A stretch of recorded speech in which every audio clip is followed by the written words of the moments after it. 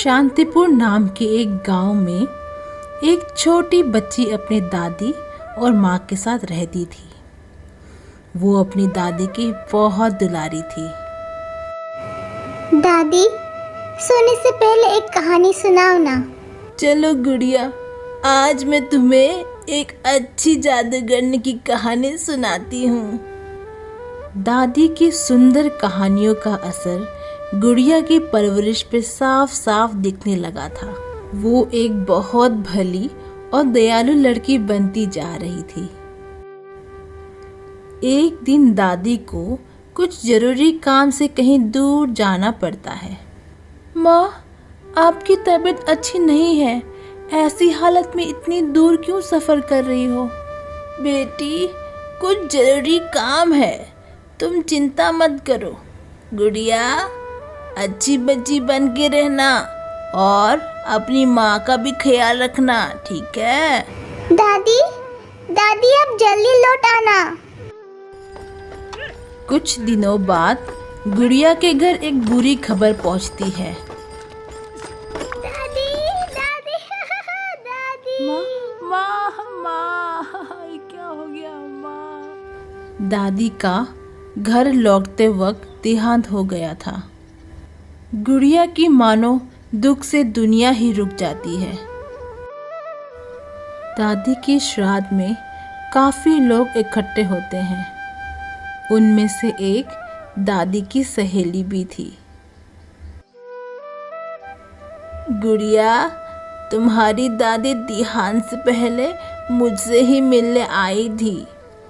तुम्हारी एक चीज उन्होंने मेरे पास सुरक्षित रखने को दिया था।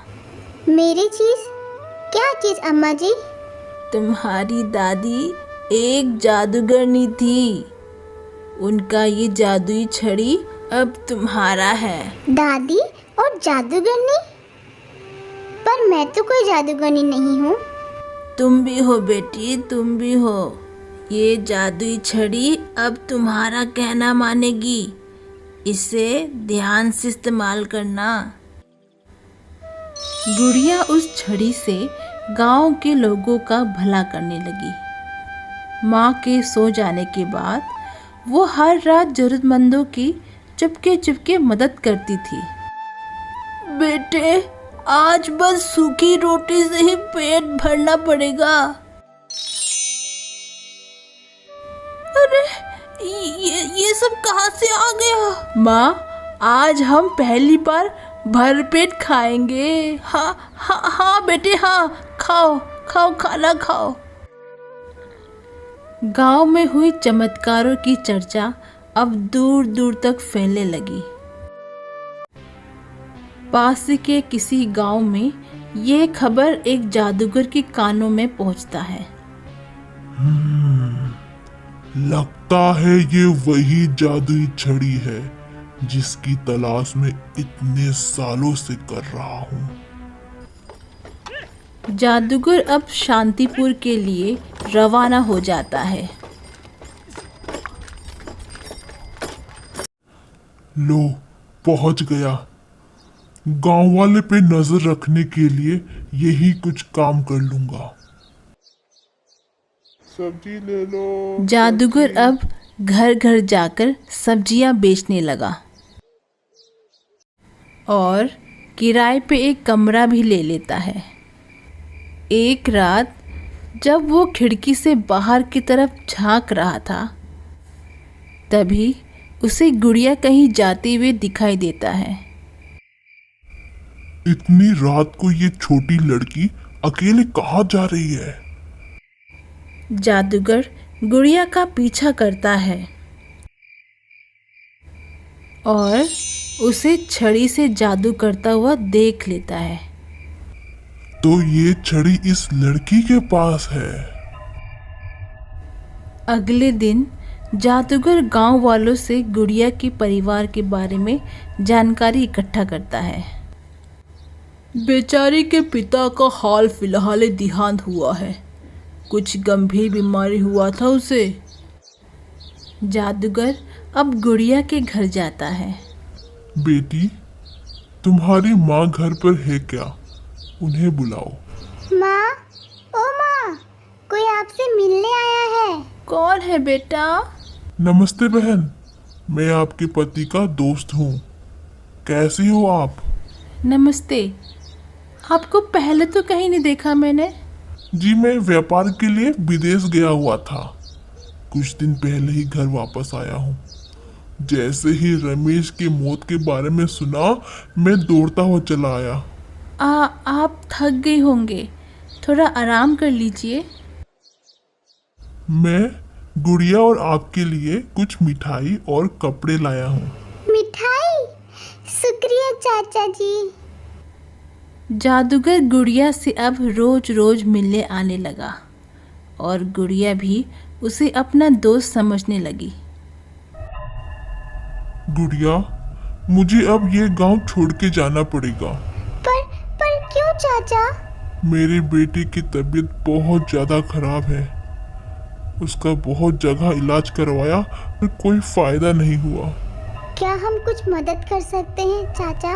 नहीं बेटी, एक जादुई छड़ी है जो उसे ठीक कर सकती है।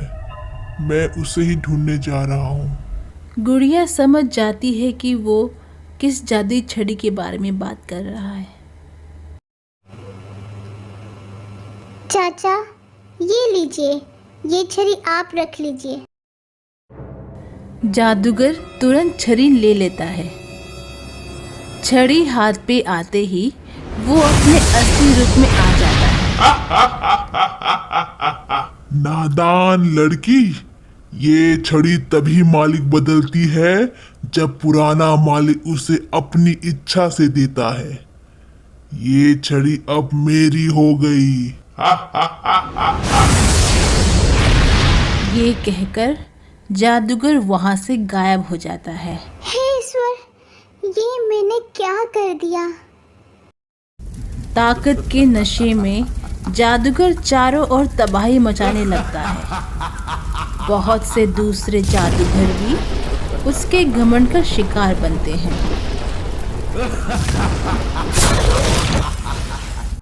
एक दिन दादी की सहेली गुड़िया के घर पहुंचती है। गुड़िया, तुम्हारा छड़ी उस जालिम जादूगर के हाथ कैसे आया? गुड़िया रोते हुए उन्हें सारी कहानी बताती है।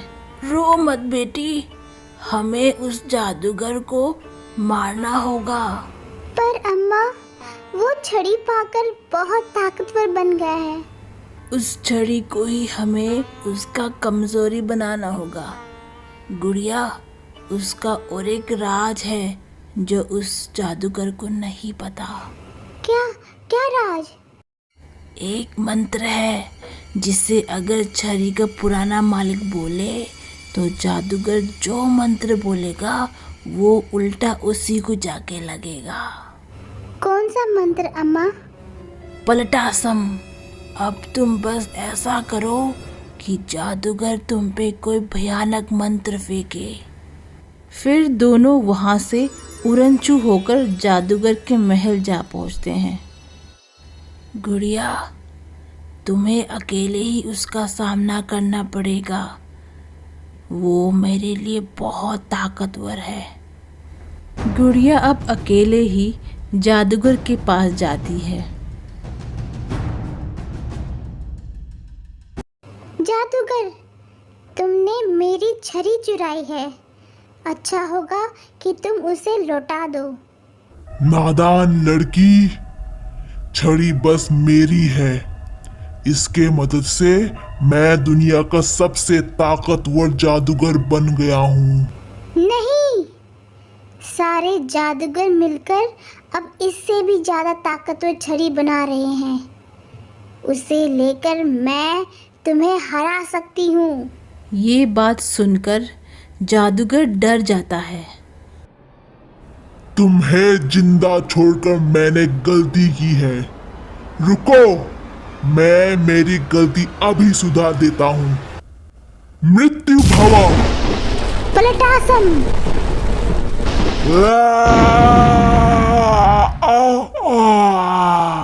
मंत्र गुड़िया को न मारकर जादूगर को मार देता है। गुड़िया फिर अपनी छड़ी लेकर बाहर निकल आती है। तुमने उसे मार दिया बहादुर बच्ची। जादूगर को तुमने पलट आसम मंत्र से मारा है, इसलिए इसकी नई मालिक अब तुम हो। हाँ अम्मा, अब से मैं इस छड़ी को संभाल के रखूंगी ताकि ये कभी किसी गलत हाथों में ना पड़े। अगर आपको ये कहानी पसंद आए तो इस चैनल को लाइक और सब्सक्राइब ज़रूर करें।